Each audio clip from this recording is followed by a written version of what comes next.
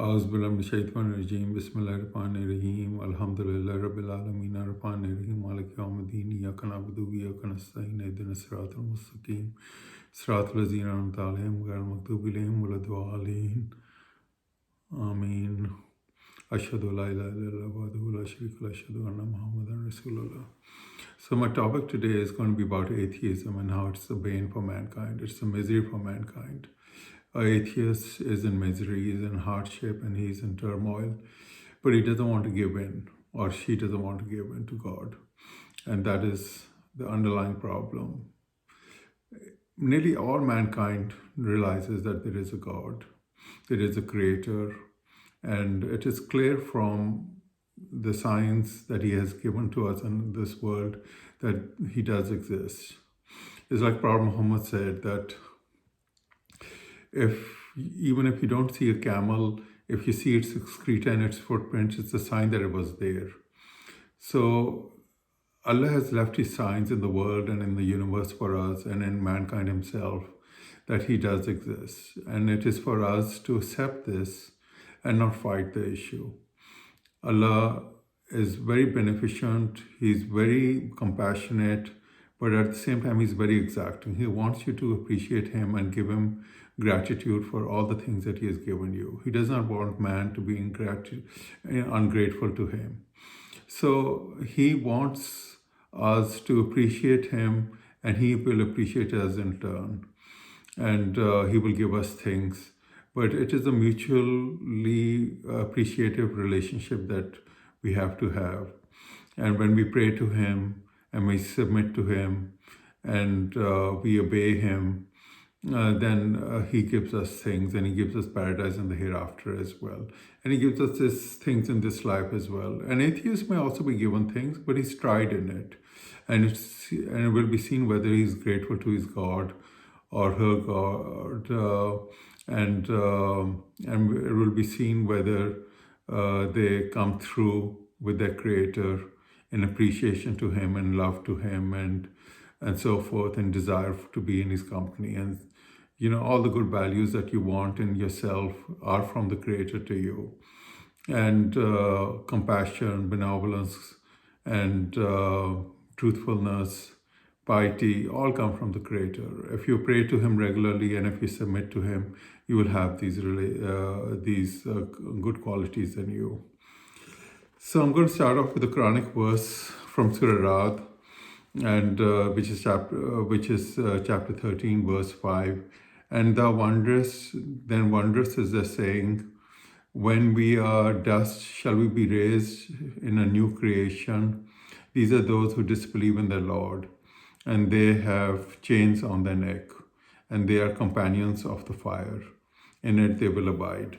So you see, it is clear that people have disbelief in certain things, and it is normal sometimes to have disbelief about the hereafter, especially if you're sinning in your life, and your disbelief enters into your heart as well. And we all go through periods when we're not truly appreciative of God, and we somehow also, a lot of us also disbelieve in him, and we don't succumb in our laws structured to us.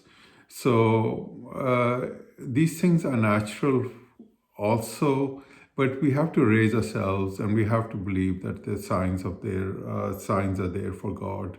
And some of the signs that I'm going to talk about today is in about how we as humans are created perfect. Plants are created perfect, animals are created perfect, but it is all from our DNA genome that our perfection comes into place. And when a sperm fertilizes an egg, it's a one-cell embryo, and it's a one-cell organism. And in that one-cell organism is all the DNA code for that child to eventually become, or that embryo to eventually become a child and a grown-up man or woman with its organs, liver, spleen, kidney, brain, all working in concert and working together for a human being to be created perfect, living perfectly. And we know that the physical nature of a human being is more or less perfect. There are abnormalities and there are errors that have crept in, and genetic abnormalities do occur in children as well. But usually these are from sins from ourselves that causes breaks in our mutation, and it is carried off in inheritance to the child as well. And that's how childhood cancers result, because of sins in us that cause mutations in us, and it's carried forth into the genome of the child. And we, uh, excuse me, we have billions of chemical reactions occurring in our body at one time. And you see this harmony in this.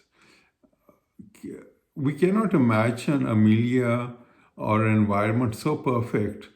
Even in animals and plants, the milieu is perfect. And we have perfection in this, that all these chemical reactions occurring in symbiosis and in harmony with each other.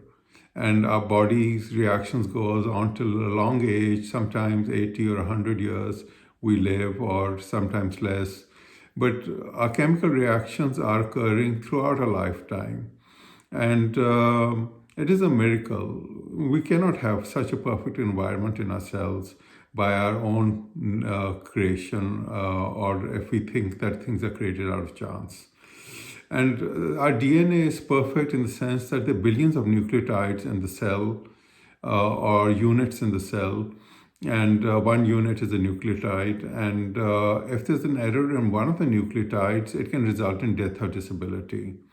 So in sickle cell disease or sickle cell trait, there's one error. In sickle cell disease, there's two errors in one nucleotide sequence, and it can result in early death and disability. And the child has a need for transfusions and other medical intervention for it to survive.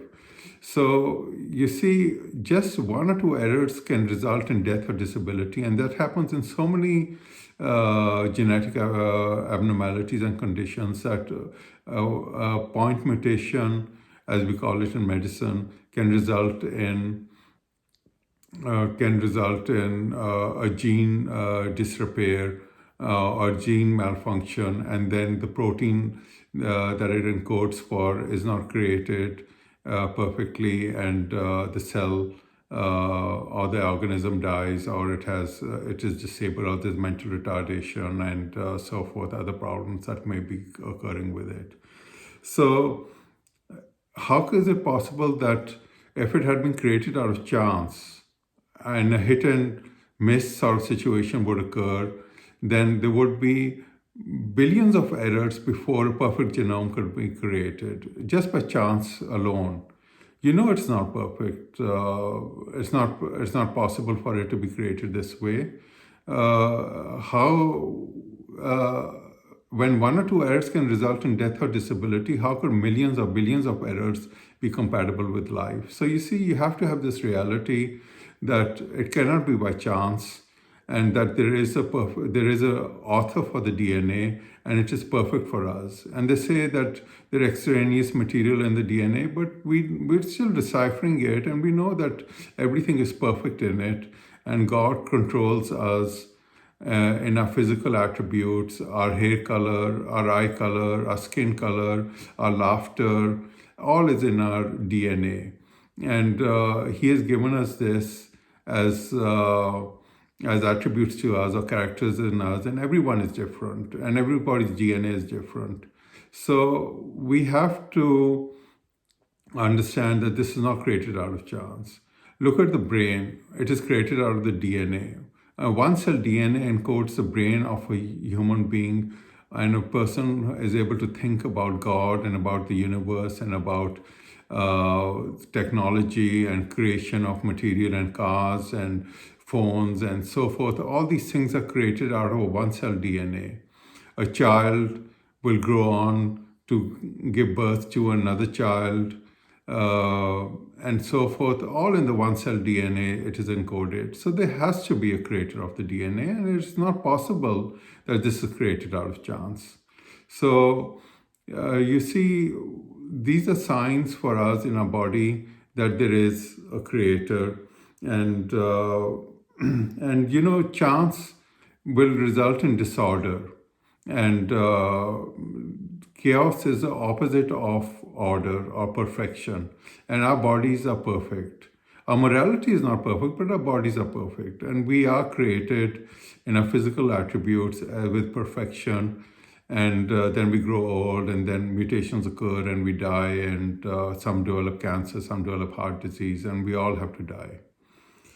So they say a monkey can write a sonnet if given a period of time like 1,000 years or 1,000,000 years or something, but a monkey has never written a sonnet, and it's not going to be possible for a monkey to write a sonnet or a beautiful poetry uh, or even for that matter prose if you give it a typewriter and it types away. It is not possible. It has never happened, and it's not going to happen. These are just things they say, that the atheists say that these things are possible. It is not possible to create perfection out of chaos or disorder. So,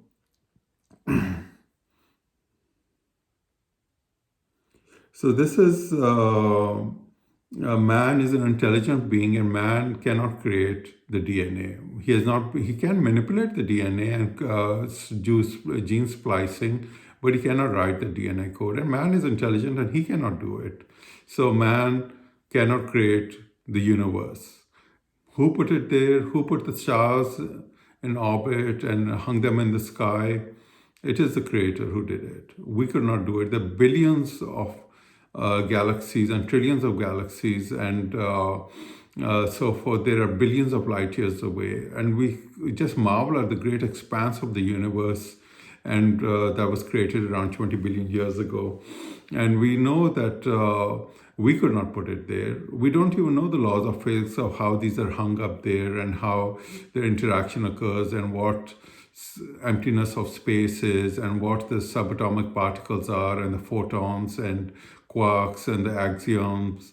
We're all trying to figure these things out, and we know that there's so much complexity to to our physical inanimate structure that we live in the universe, that we cannot fathom it out, much less that we are the creators of it. And we are more intelligent than chance, and we cannot fathom it out, and we cannot create anything like this. So it is for us to realize that there is a creator of this, and that there are cataclysmic forces in the universe, but it is perfect. It is in harmony, and the cataclysmic forces are a distance from the sun and from our solar system, so we're not affected by it. And we have life on Earth going on and perfect for us. And life on Earth is also perfect for us in the sense that the gravity is perfect for us, the distance of the sun is perfect for us. If it had been closer, it would not have sustained life. If it had been further, there wouldn't be life either. And the oxygen content at 21% is perfect for us. If it had been more, there would have been toxicity to the body from too much oxygen, and radicals would have been formed, and we would have died early, or we wouldn't have been able to sustain life. So everything is perfect for us. And the alternation of the day and the night is perfect for us. The night is for rest, and the day is for labor and for toil and for earning a livelihood. And this has been going on for billions of years, that the alternation of the night and the day have been going on. And we know that the seasons are occurring every year, the seasons recur. And there is an order in this, and there has to be a creator who has created this. The orbit of the moon going around us, the revolution of the moon every 29 days, so that we see the same face of the moon throughout our existence on Earth. There is a perfection in this, and cannot be created out of chance.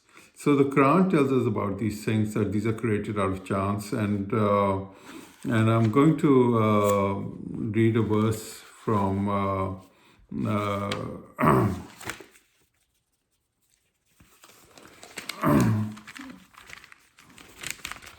Isra